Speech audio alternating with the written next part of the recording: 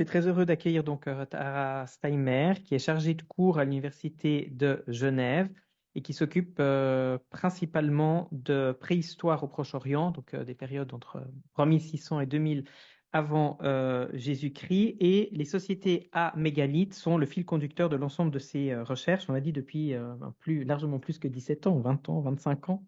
Elle applique les modèles de l'ethnographie des mégaliteurs submodernes ou modernes indonésiens pour approfondir la compréhension des sociétés à mégalithes pré- et protohistoriques du Proche-Orient.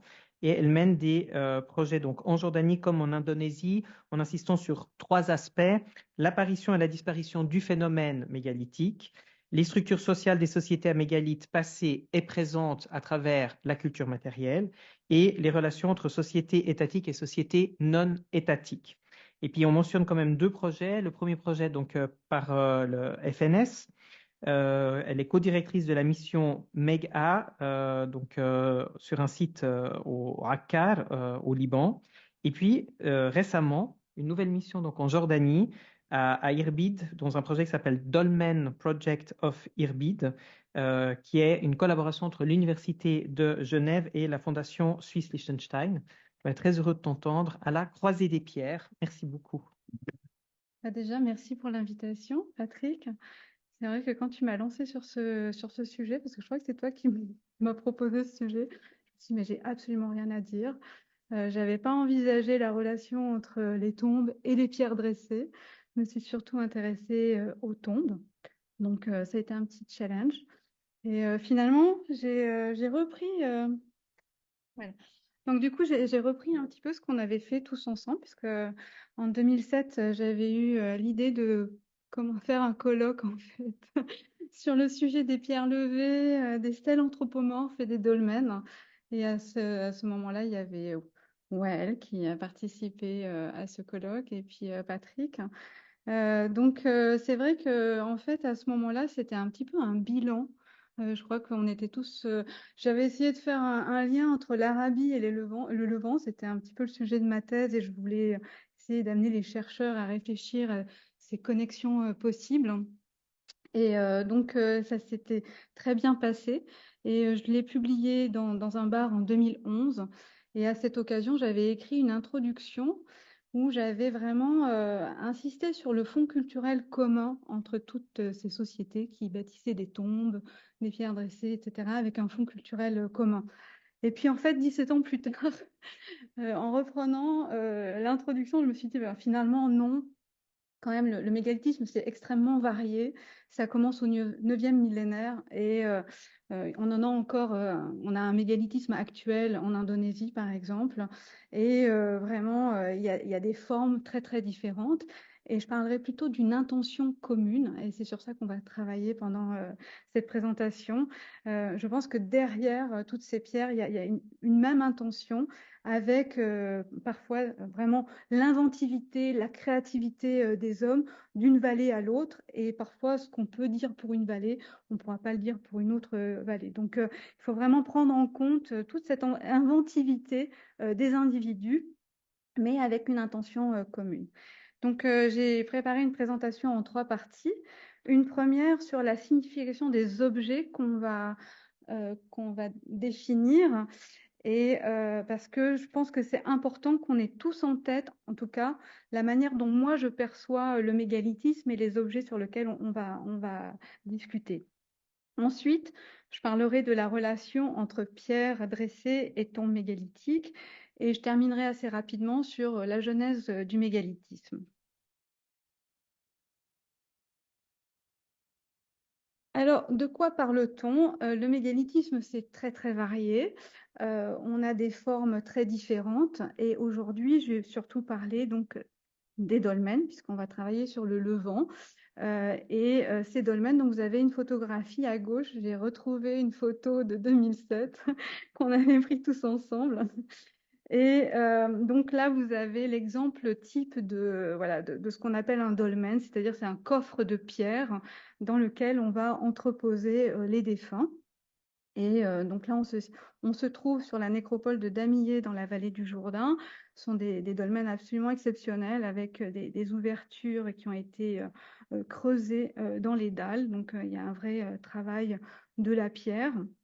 Et puis, dans les monuments mégalithiques, on a aussi donc tout ce qui est pierre dressée. Donc là, vous avez un exemple de Hajar el-Mansoub, toujours en Jordanie. Donc c'est une pierre qui est isolée, qui se situe pas très loin d'une nécropole, mais on reviendra dessus un peu plus tard.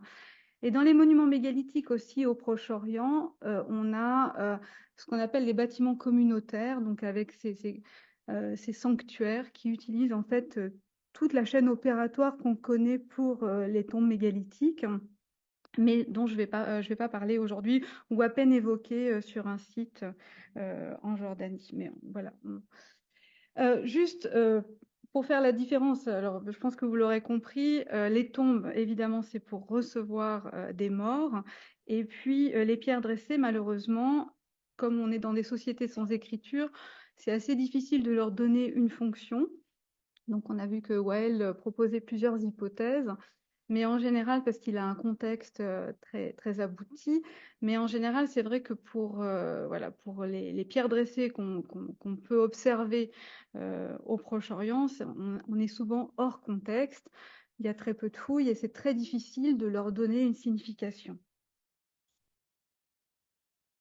Alors, les pierres dressées, je vais d'abord commencer par les pierres dressées. Elles apparaissent dès le 9e millénaire, donc sur des sites comme Göbekli Tepe. Elles peuvent être sculptées ou brutes. On en a tout du long. Donc, vous avez vu celles de Wael qui sont contemporaines de Ain Razal. Et puis, on en a aussi à Rajagil, un peu partout en fait au Proche-Orient, un peu plus tard, au 4e millénaire. Et puis on en a également à des périodes un peu plus récentes comme à Raouda et qui sont des périodes où on maîtrise déjà l'écriture et où on peut avoir peut-être des indications sur leur fonction. D'ailleurs, Patrick, tu avais travaillé là-dessus, donc, et c'est vrai qu'on les attribue souvent à des divinités dans les textes. Pour les périodes sans écriture et où le contexte est un petit peu plus difficile, c'est compliqué de leur donner une fonction. Alors, ce qu'il faut retenir de cette big picture des pierres dressées, c'est qu'au 4e millénaire, on a un vrai pic voilà, de représentation de ces pierres dressées. Il y a eu plusieurs études qui ont été réalisées dans le Negev et puis quelques bilans sur la Jordanie de ces pierres dressées. Elles sont souvent en groupe, parfois isolées, mais plus rarement. Mais on a un vrai problème de contexte. Alors moi j'ai voulu en fait ramener un petit peu les études ethnographiques dans la présentation pour donner quelques explications en tout cas. C'est vrai que j'avais utilisé l'exemple d'un dessin qui a été réalisé par André Drouot et qui est publié dans Les Alpes au Léman et qui reprend en fait le site de Lutry. Et alors pour ceux qui sont de Lausanne, ça doit être familier puisque c'est en périphérie de Lausanne, c'est un très beau site de pierre dressée. Et à l'époque où il a été fouillé, Alain Gallet, qui est un archéologue suisse, avait demandé au dessinateur André Hourault de faire une représentation de ce qui pouvait se passer autour des pierres dressées. Et donc Alain Gallet avait demandé à représenter donc une communauté en train d'échanger des denrées. On a l'impression de voir un marché avec ses étals. Il y a des animaux, il y a une personne qui parle, donc peut-être transmission du savoir. En fait, voilà, c'était toutes ces idées de cet archéologue qu'il projetait à travers ce dessin. En 2011, j'ai eu l'occasion d'habiter en Indonésie pendant plusieurs années et j'ai pu visiter donc des sites de pierres dressées qui sont contemporains, qui datent d'hier et d'aujourd'hui, et notamment dans l'île de Sulawesi chez les Toraja. Donc là, vous avez un cercle de pierres dressées.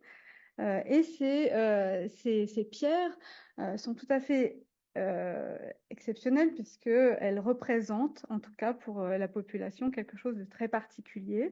Ils ont l'habitude d'inhumer leurs individus, enfin les défunts, dans des tombes rupestres, donc dans les falaises qui sont tout autour du village. Mais pour honorer les défunts, au moment du transport du corps, donc de la maison jusqu'à la dernière demeure, on va se réunir autour de cette place avec ces menhirs et on va sacrifier des animaux et la viande sera partagée. Donc vous avez les petites maisons en bois autour où on comptabilise chaque morceau de viande qui sera offert à telle ou telle famille qui viendra le jour des funérailles. Alors, il faut savoir que l'acquisition de ces pierres dressées, c'est très compliqué. Ça demande énormément de ressources puisque les communautés, enfin, le commanditaire va demander à des artisans d'aller chercher dans les carrières la pierre qu'il souhaite. La dimension de la pierre correspond aux ressources que le commanditaire peut engager. Et ensuite, il y a le transport de la pierre qui demande énormément de personnes, parce que les carrières ne sont pas toujours à proximité. Et on voit bien que certaines pierres sont plus ou moins travaillées, d'autres non. Et là également, on a vraiment la représentation des ressources du commanditaire. Plus vous avez de moyens et plus vous allez pouvoir faire un menhir en forme, enfin un biseauté, etc. Pour la petite anecdote, certaines personnes qui souhaitent avoir un menhir et qui n'en ont pas les moyens ont l'occasion de louer un menhir à une autre famille. Donc, vous voyez qu'on peut s'arranger comme on veut avec les ancêtres. Et vraiment, ce menhir, il est utilisé pour attacher le bétail, mais également pour communiquer avec les ancêtres. Donc, c'est vraiment un moyen de communication qui est très important. Donc, voilà le type enfin, finalement, ces sociétés qu'on peut observer et à qui on peut poser des questions nous apportent énormément de façons de voir en fait et d'utilisation de ces menhirs qui changent parce que en fait, chez les Toraja, c'est pour cette raison. Mais si on va dans l'île de Nias, par exemple, on va dresser des menhirs parce qu'on a eu ses premiers cheveux blancs ou parce qu'on a eu un enfant, ou parce qu'on va se marier, etc. Donc en fait, c'est très compliqué pour nous, archéologues qui travaillons sur des périodes sans écriture, d'avoir une interprétation, enfin, de proposer, c'est courageux de proposer des hypothèses quand on n'a pas de contexte, en fait, parce qu'il y a tellement de raisons de dresser des menhirs que c'est assez compliqué. Autre exemple que j'ai pris à Lutry, c'est aussi l'idée qu'on se fait de l'importance de telle ou telle pierre. En fait, quand on regarde l'alignement de Lutry, la plus grosse pierre, c'est celle qui est au centre de l'alignement. Donc, c'est vraiment une pierre très massive qui a dû demander énormément de personnes. Et puis, donc, a priori, moi, vu comme ça, je me dis, ah ben, c'est la pierre la plus importante parce que le commanditaire, lui, il a dû y mettre énormément de ressources.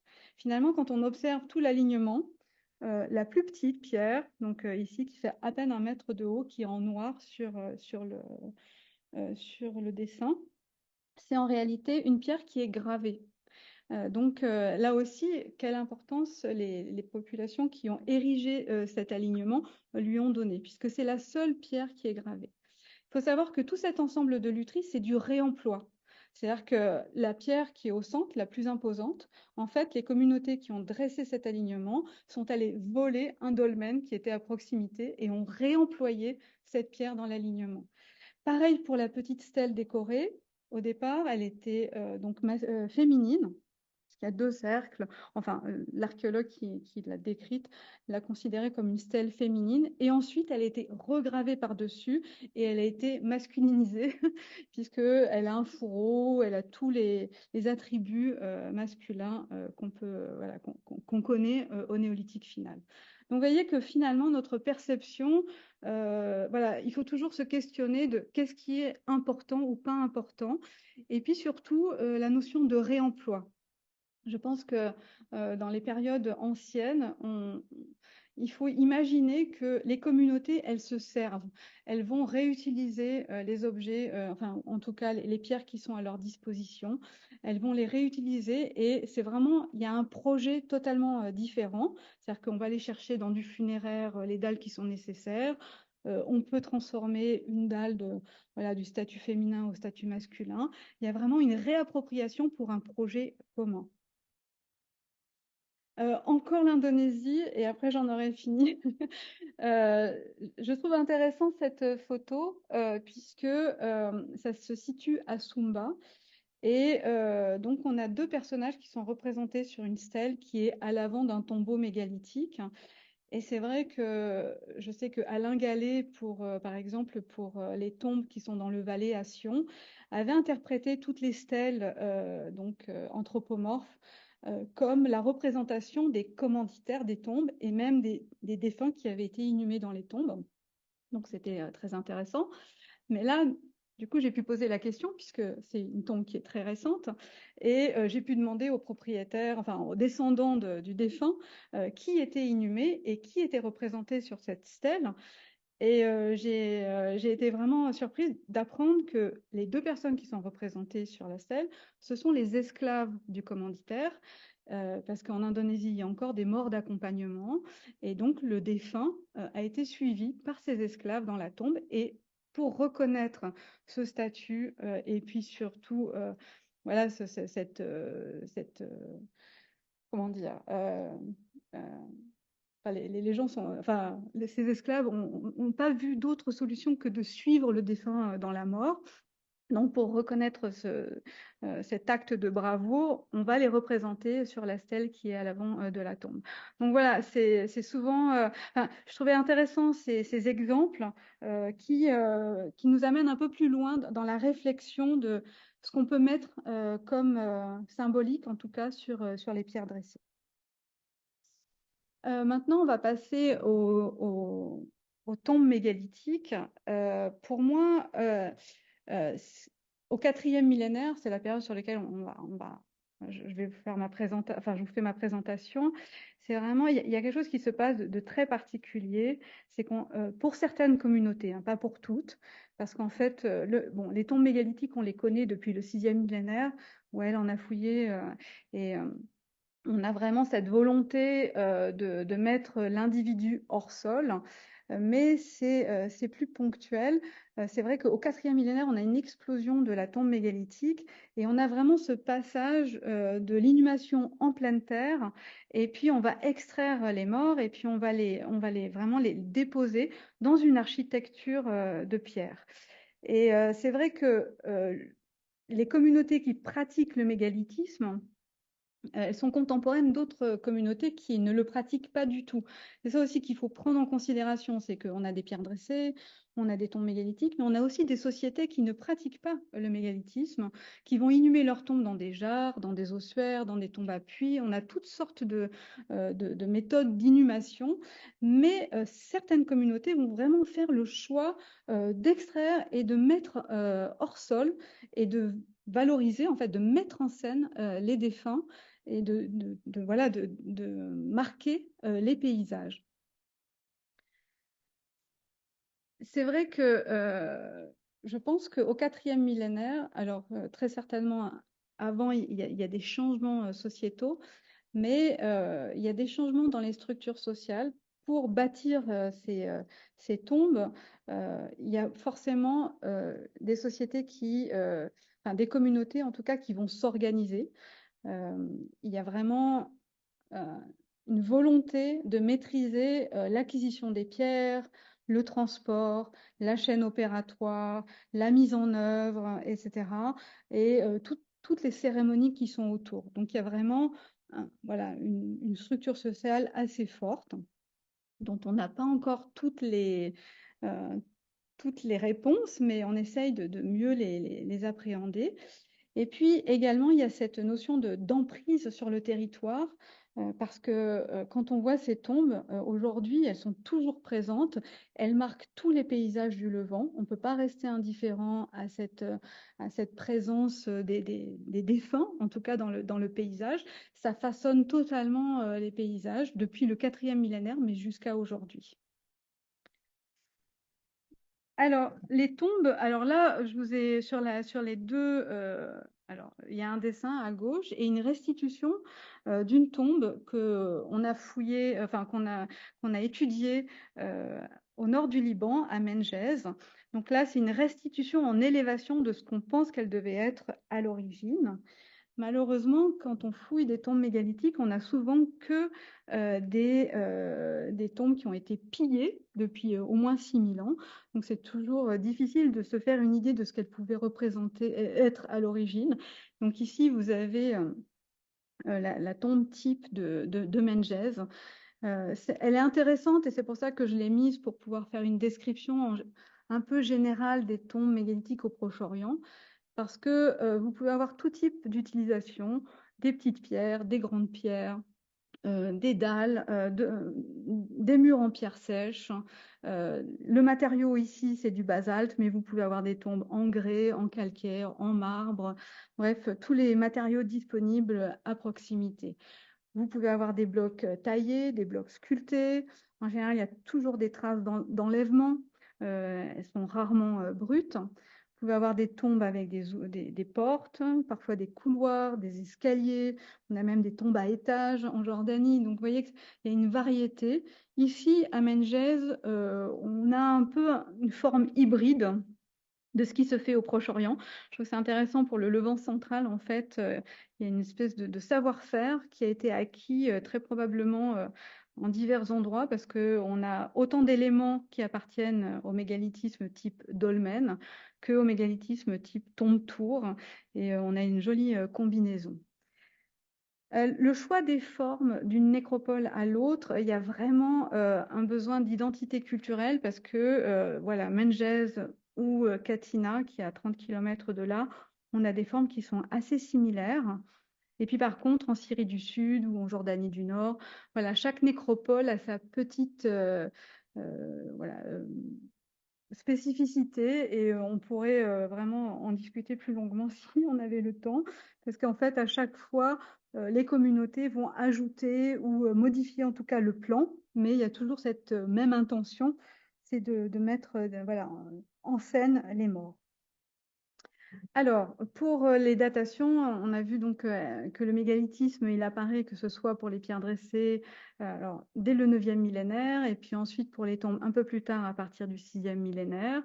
Et le grand pic donc de représentation, c'est du chalcolithique à l'âge du bronze, donc de moins 4000 à 2000 environ. Et donc au Proche-Orient, on peut vraiment compter des milliers de tombes. Je ne parle même pas de l'Arabie, hein, mais un petit décompte, c'était autour de 15 000 dolmens. Il y a eu finalement sur ces 15 000 tombes assez peu de fouilles. Je crois qu'il y en a à peine, j'avais comptabilisé à peine 300 tombes qui ont été fouillées. Comme elles ont beaucoup été pillées, on a très peu de matériel. On a beaucoup de régions qui ont été peu explorées, mais on a quand même de belles découvertes qui ont permis voilà, de donner des cadres chronologiques un peu plus précis. Pour les tombes, je trouve qu'il y a un problème de méthodologie et on essaye voilà, de changer les choses, surtout avec Meryl Defour qui fait sa thèse sur la chaîne opératoire, sur les monuments de Menges. C'est vraiment de considérer la tombe non plus pour ce qu'elle contient, parce que de toute façon, ça a été pillé et c'est très difficile d'avoir des résultats. Mais on va vraiment considérer la tombe comme un objet avec toute la chaîne opératoire, avec l'acquisition des pierres, le transport et puis voilà, la construction et voilà, de chaque élément de la tombe. Donc ça, c'est vraiment une nouvelle méthodologie qu'on essaye de mettre en place sur Menges, mais qui devrait vraiment, qui apporte en tout cas d'excellents résultats sur les travaux, sur les monuments qu'on étudie. Et puis pour la centaine de pierres dressées, il y a eu assez peu de bilans finalement. Je ne pense pas que 2007 ait été suffisant. Il y a eu les travaux de Havner, hein, bien sûr, de Grasser, et puis également de Sheltema qui avait fait un petit guide sur les pierres dressées de Jordanie. Mais ce n'est pas suffisant. Meryl a fait un master sur les pierres dressées. Elle s'est bien rendue compte que ce n'est pas évident de faire le bilan voilà, de ce qui a été écrit. Et puis, il y a eu tellement peu de fouilles qu'on a du mal finalement à les dater et très peu d'études globales. Donc, je crois qu'on a du travail à faire encore sur ce sujet-là. Je vais passer à donc la relation maintenant, après avoir un peu expliqué comment je voyais le mégalithisme. Donc vous avez un peu une idée de ces communautés qui pratiquent le mégalithisme, en tout cas au 4e millénaire. Donc essayer de voir dans quel contexte ça se situe. En reprenant en fait toute la documentation, je me suis aperçue qu'il y avait des grottes avec des pierres dressées, notamment en Israël.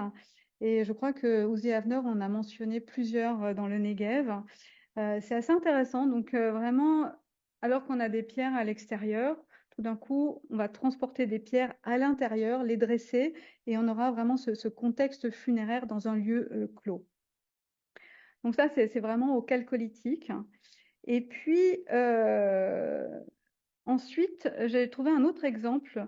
Je trouvais que c'était intéressant cette relation mégalithisme, grotte, notamment sur la nécropole de Djebel Moutawak. Djebel Moutawak, c'est en Jordanie. C'est un site très important avec un habitat de plusieurs centaines de maisons ovales et 450 dolmens. Alors le problème, c'est les datations. D'après Andrea Polcaro, on a vraiment l'apparition d'un habitat à la fin du Chalcolithique et Bronze ancien 1A. Et puis, les dolmens arriveraient vraiment à la fin de cet habitat. Peut-être qu'il était encore occupé ou abandonné. C'est pas très clair. Et donc, on a vraiment. Par contre, là, d'après les dernières fouilles qu'il a réalisées, notamment sur le dolmen 535, il y a quelque chose d'assez intéressant qui est apparu. C'est la construction d'un dolmen en face d'une grotte, une grotte qui a été occupée dès le Chalcolithique. Et d'après les observations des archéologues, il y a un va-et-vient depuis la grotte jusqu'à la chambre funéraire du dolmen, où visiblement, il y a un dépôt primaire dans la grotte et un dépôt secondaire dans les dolmens. Donc il y a cette espèce de relation très particulière qui a l'air d'apparaître, en tout cas dans les recherches au Proche-Orient sur le mégalithisme. Donc ici, on est toujours à Djebel Moutawak, où Juan Tresguerres, qui a été un des premiers à fouiller ce site, avait mentionné la présence d'une pierre dressée près d'un sanctuaire, le sanctuaire au serpent. Donc, vous voyez que ici, je ne sais pas si je peux montrer avec la petite souris. Voilà, donc, la pierre dressée ici qui fait 1,40 m elle a une position un peu particulière parce qu'elle n'est pas vraiment dans le sanctuaire. Lui, vraiment, il les avait associés, les deux. Voilà. C'est une pierre qui est... il faut savoir que sur le village de Moutawak, en fait, le village du Bronze ancien 1A, on a ces maisons ovales, mais on a aussi des lieux avec un grand enclos où il n'y a pas de construction et au centre, une pierre dressée. Donc, visiblement, on a des structures domestiques qui sont en lien avec ces zones qui sont connectées avec des pierres dressées, donc un grand enclos et ici une pierre dressée. Plus tard, visiblement, les dolmens, donc ici sur le dessin du village, une partie du village, vous avez des tombes qui sont venues se greffer aux maisons. Ce sont des dolmens. Et contrairement à un site que j'ai eu l'occasion de relever à Sharaya, en Syrie du Sud, les dolmens ne sont pas venus s'installer dans les maisons. C'était des maisons en chêne du Chalcolithique. Elles sont vraiment venues se poser à côté. C'est toujours un peu un problème pour nous parce qu'on a cette espèce de... On n'a pas de chronologie relative pour pouvoir dire, voilà, les dolmens, c'est vraiment après l'habitat avait été abandonné, etc. Non, là, vraiment, on a un flou.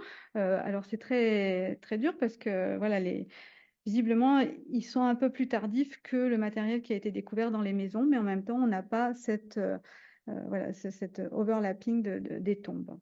Par contre, toujours ce menhir que vous voyez auprès du sanctuaire au serpent, il y a un alignement de pierres dressées. Et Andrea Polcaro parle d'un chemin, donc ici d'une voie, qui mènerait, donc qui est longée par ces pierres dressées, qui mènerait à un tumulus.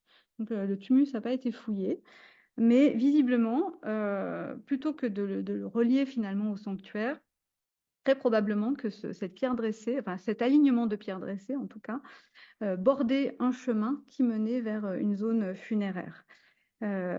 Alors, ce qu'il faut retenir de cette, de cet agencement, en tout cas, Djebel Moutawak, c'est le respect mutuel, en fait. C'est-à-dire qu'on a des dolmens qui arrivent un peu plus tardivement que les pierres dressées ou l'enclos, mais il n'y a pas cette volonté de faire disparaître les pierres dressées. J'ai eu l'occasion de fouiller en Suisse un site au Grand Saconnet, par exemple, où clairement, les menhirs, on a creusé des fosses pour les cacher.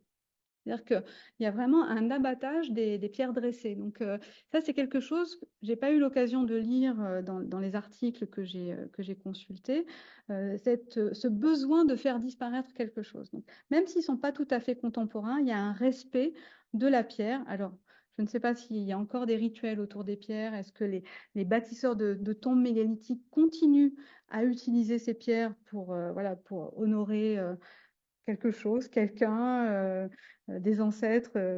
Mais ce que je perçois, en tout cas, à Moutawak, c'est qu'il y a vraiment cette volonté de garder ces stèles, enfin ces pierres dressées, pour, voilà, dans le paysage de ces bâtisseurs de tombes. Autre relation un peu compliquée, euh, je fais juste le bilan de ce que j'ai pu récolter. Ce sont ces pierres dressées. Alors, il y en a partout, hein, en fait, en Jordanie, mais par exemple, à Jar El Mansoub et Wadi Sakra, donc ces deux exemples que j'ai choisis. Le premier, en fait, donc vous voyez avec la flèche bleue, est assez isolé. Et il se situe à quelques centaines de mètres d'un grand sanctuaire. Et derrière ce sanctuaire, sur les collines de calcaire, vous avez 150 dolmens qui se répartissent voilà, dans cette zone là où vous avez l'ovale. Donc pour Suzanne Kerner, c'est contemporain. Après, c'est toujours très compliqué puisque je ne sais pas si Hajar El Mansoub a fait l'objet d'une fouille, mais en tout cas, voilà, c'est difficile de faire le lien. Mais là aussi, je vais dire, il y a un respect puisque cette pierre est toujours dressée et que, voilà, si elle est antérieure, en tout cas, il y avait les bâtisseurs de tombes ont continué à garder cette pierre au milieu du paysage. Pareil pour le Wadi Sakra, bon, c'est en plein cœur de Amman. Donc évidemment, on n'a plus les dolmens, mais heureusement, quelques explorateurs du début du siècle nous ont légué des dessins. Et on sait que toutes les collines de Amman étaient couvertes de tombes mégalithiques, probablement qu'il y avait énormément aussi de pierres dressées. Et là aussi, voilà, on a une proximité géographique, mais c'est très difficile de faire le lien entre les deux. Simplement, je trouve que voilà, la construction qui englobe le menhir du Wadi Sakra utilise tous les artifices, enfin en tout cas de l'architecture des tombes mégalithiques. Donc il y a vraiment un savoir-faire commun, notamment avec ce mur de pierre sèche, ces calages, etc. Là vraiment, on a un exemple type d'un mur qui pourrait appartenir à une tombe mégalithique. Autre exemple de proximité à Raouda, donc dans la vallée du Jourdain. Là aussi, c'est pareil, on a pierres dressées, des tombes. On a également des cercles à l'arrière de la tombe. Donc voilà, vous avez tout un paysage mégalithique, mais une grande difficulté de connecter tout ça. Et en même temps, toujours le respect des uns et des autres, puisqu'il n'y a qu'aujourd'hui qu'on détruit les stèles ou les dolmens. Mais en tout cas, au 4e millénaire, et voilà, 5e, 4e, 3e, il y a une espèce de respect de ces pierres. Dernier exemple, parce que j'ai eu l'occasion de faire le relevé avec Christophe Nicole d'un village de l'âge du Bronze Ancien 2 et Bronze Ancien 4.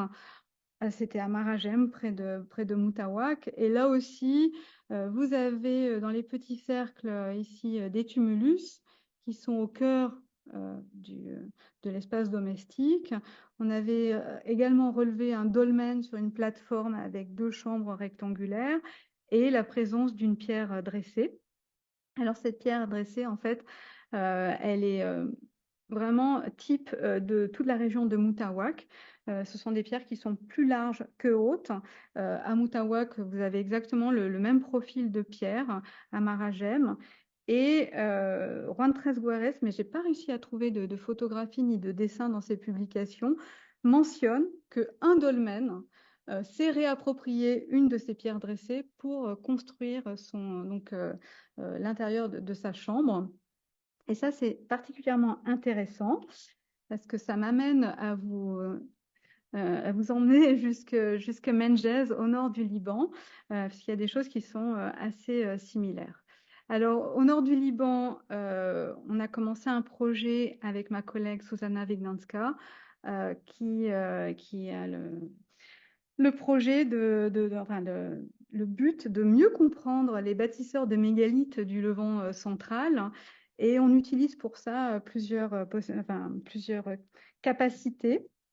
L'équipe polonaise fait la prospection sur non seulement le village de Menjez, mais tous les villages alentours et répertorie les tombes, l'habitat et fait du relevé de surface. Elle est aussi en charge de tout ce qui est paléo-environnement, donc avec les carottages pour mieux comprendre voilà, quel type de paysage on avait au 4e millénaire. Et puis de notre côté, donc avec Meryl, on fait des fouilles. Alors malheureusement, ces tombes ont été totalement pillées depuis les années 60. Alors pillées, en fait fouillées par le père Talon, mais fouillées à l'ancienne. Et donc il reste absolument rien. Donc on s'est intéressé en fait aux extérieurs des tombes.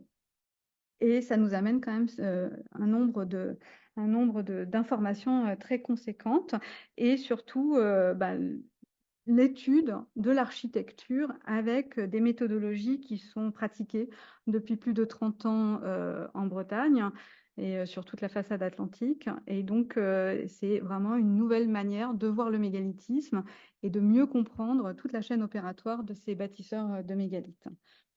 Alors, pour les pierres dressées, on n'en a pas beaucoup, mais on a quand même quelques-unes. Et elles ne sont pas si loin des tombes mégalithiques. Là, c'est un exemple d'une tombe. Donc, il manque la couverture. Donc, toujours le problème, puisque les plus belles dalles ont été volées. Donc, vous avez ici, en fait, une tombe avec une pierre de condamnation du couloir, puis le couloir, deux pierres dressées à l'entrée et puis une chambre quadrangulaire et voilà donc les orthostates qui enserrent cette chambre avec un très beau dallage et puis une couronne extérieure. Mon collègue Florian Cousseau m'a fait remarquer cette pierre que moi j'avais pas vue parce qu'elle était vraiment toute petite. C'est pour ça que je vous dis que les dimensions, ça compte pas. Ce qui est important, c'est qu'elle soit présente. Et vous la retrouvez ici sur l'orthophoto, là. Elle est un peu en marge de l'entrée. Et cette tombe, en fait, est juste à côté d'une autre tombe qui a été un peu plus abîmée qu'elle. Donc voilà, il reste encore la chambre quadrangulaire, son couloir, et on verra que là aussi, il y a des pierres très particulières. Donc cette pierre, elle est à proximité, mais on a d'autres choses très intéressantes et que Meryl a mis aussi en lumière. C'est la présence de deux paires d'orthostates à l'entrée du couloir. Donc ces pierres, elles n'ont pas vraiment d'utilité architecturale, mais elles ont une morphologie souvent très similaire. Donc c'est pour ça qu'on parle de paires. Et elles ponctuent l'entrée dans la chambre. On a aussi, là j'ai mis une petite pointe jaune pour montrer cette pierre dressée ici, qui elle se situe dans la couronne qui enserre la chambre et qui fait partie de la construction et sur lequel on a une gravure, donc avec un carré et puis au centre une forme ovale.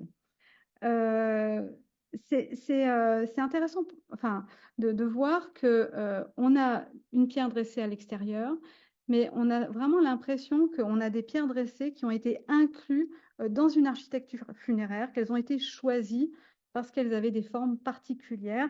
Elles n'ont pas forcément une utilité dans l'architecture, dans la constitution de la tombe, mais il y a vraiment l'intégration de ces pierres dans la tombe. Donc là, ici, je vous ai mis en fait la tombe que vous avez vue, la restitution qu'on a fait en élévation. Vous avez là un plan. Les pierres noires sont des pierres qui ont un profil très particulier. Donc toujours la paire d'entrée à la fin du couloir, et puis celle au fond, en face, qui fait face au couloir. Là, j'ai mis une photo ici. Donc c'est une pierre qui est très particulière parce qu'elle a une espèce de veine de basalte globuleux, enfin bulleux, avec une forme qui descend, avec une tête de serpent qui plonge vers le dallage. Et donc, il faut imaginer que c'est un espace clos, puisque la tombe, elle est couverte voilà, une couverture de pierre. Donc, vous devez pénétrer dans ce couloir qui est assez bas, qui est aussi couvert, et avec cette paire d'orthostates qui signifie donc l'entrée dans la chambre. Et en face, vous avez ce serpent qui vous fait face. Ça devait être sûrement très impressionnant quand vous ameniez les défunts à l'intérieur de la chambre. Voilà, donc une photo de ce serpent un peu plus proche. Imaginez donc ce monument complètement fermé. Donc il fallait certainement pénétrer avec des lampes pour pouvoir voilà, transporter le corps dans un espace très étroit. Et j'aime bien cette idée de pierres dressées. On a donc des pierres qui sont à l'extérieur, mais on ramène les pierres à l'intérieur de quelque chose de plus intime, plus confiné. Finalement, on passe de la grotte à la tombe. Il y a vraiment une transition comme ça qui se fait. Euh, alors, je vais passer sur un site. On est toujours à Menjez, au nord du Liban. Et là, vous avez une photo de la plus grande tombe qui se situe sur un site qui s'appelle Kanamabour. À Menjez, vous avez plusieurs nécropoles, chacune a un petit nom, Krum Metoumé, Krayeb, et là, c'est Kanamabour. Et cette tombe est très impressionnante puisqu'elle fait plus de 30 mètres de long et 12 mètres de large. Et Meryl et Florian Cousseau ont eu l'occasion de la fouiller l'année dernière, donc on en sait un peu plus sur la structure de cette multi-tombe, parce qu'il y en a plusieurs, il y a trois chambres funéraires en fait. Donc voilà, donc vous avez une orthophoto ici de la tombe de son ensemble, donc 30 mètres de large, 30 mètres de long, 12 mètres de large. Une petite chambre ici, avec 7 pierres dressées là à droite, avec un serpent qui est gravé. Et puis une autre chambre ovale ici, avec une pierre dressée. Et sur la pierre dressée, ce que vous voyez ici, c'est quelque chose de naturel. Mais cette pierre n'a pas été choisie voilà, au hasard. Je pense que les bâtisseurs de ces tombes avaient vraiment le souci de mettre des pierres avec des formes géologiques qui pouvaient représenter soit des serpents, enfin, voilà, différents. Après, c'est difficile de donner une interprétation, mais c'est vrai que voilà, pas très très loin, donc à quelques mètres, on a cette pierre avec cette gravure qui vraiment représente là, pour le coup, un serpent. Alors, d'après les fouilles de Meryl Defour et de Florian Cousseau, voilà l'interprétation qu'on pourrait avoir de ce contexte funéraire. Alors, il y a deux hypothèses. La première, on aurait un menhir tout seul dans ce paysage pré-mégalithique. Et ensuite, on aurait peut-être la construction, enfin, on a la construction de cette tombe. Et voilà, la deuxième hypothèse, ce serait qu'elles ont été construites en même temps, la pierre dressée et la tombe rectangulaire. Et le troisième épisode de Kanamabo, pour cette tombe, en tout cas, c'est euh, ces deux chambres ovales qui ont été ajoutées et ces différentes plateformes. Et donc là, on a vraiment une intégration de la pierre dressée dans un complexe funéraire. Donc, en plaisantant, je parlais de lithophagie, mais c'est un peu ça finalement. Les pierres dressées existaient, et puis les bâtisseurs de tombes ont vraiment voulu inclure les pierres dans l'espace funéraire. Alors, et toujours ce respect finalement entre les pierres, puisque voilà, euh, ils n'ont pas abattu ce menhir, ils l'ont vraiment intégré. Alors, je vais conclure maintenant, enfin, vous, vous parler un peu de ce que c'est que pour moi la genèse du mégalithisme, puisque c'est le fil conducteur de mes travaux. Et c'est vrai que j'aimerais bien aborder avec vous la question récurrente de pourquoi le mégalithisme. C'est vrai que c'est une question qu'on se pose, enfin, en tout cas que je me pose depuis longtemps. Pourquoi tout à coup les populations se sont mis à construire de grandes structures hors sol qui sont très visibles et qui suscitent le pillage dès qu'elles sont construites. Je pense que je reprendrai un peu les paroles de Trevor Watkins qui disait, en tout cas pour le chant, la musique ou les contes, tout cela ne sert absolument à rien à la survie des communautés, le mégalithisme non plus, mais ça génère du lien social, hein, et je pense que c'est sur ça il faut travailler. Ça nous montre vraiment la richesse et le pouvoir de mobilisation de ces populations. Il y a vraiment, je pense, au quatrième millénaire, un besoin, en tout cas, de ces populations d'affirmer une identité culturelle envers peut-être des voisins qui pratiquent pas les mêmes choses, mais en tout cas, il y a un message, c'est vraiment un langage enfin, de communication avec son environnement. Alors, bien sûr, on va utiliser les ancêtres, les défunts pour communiquer, mais il y a vraiment cette volonté de montrer un savoir-faire, la richesse et le pouvoir des commanditaires. Et voilà, la transmission transgénérationnelle et surtout, voilà, un système de référence commun. J'imagine que les communautés qui se déplacent, les groupes, que ce soit depuis la Syrie du Sud à Charaya et qui passent par la trouée de Homs et qui passent sous les tombes de Menges, devaient probablement se dire, ah, on a les mêmes références.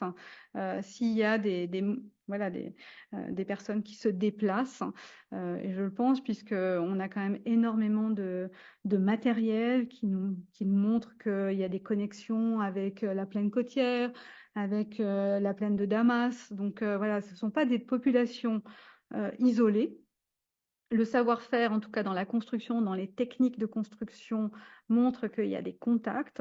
Euh, les tombes de Menges, c'est vraiment un format hybride entre les dolmens et les tombes tours. Donc, a priori, ils ont vu certaines choses, ils ont adopté certains codes et voilà, ils se sont vraiment mis en scène avec certaines valeurs qui probablement étaient respectées, en tout cas à cette période-là. Voilà. Je crois que je vais m'arrêter. Je ne sais pas si j'ai dépassé mon temps ou pas. Non, ça va. Ok. Merci.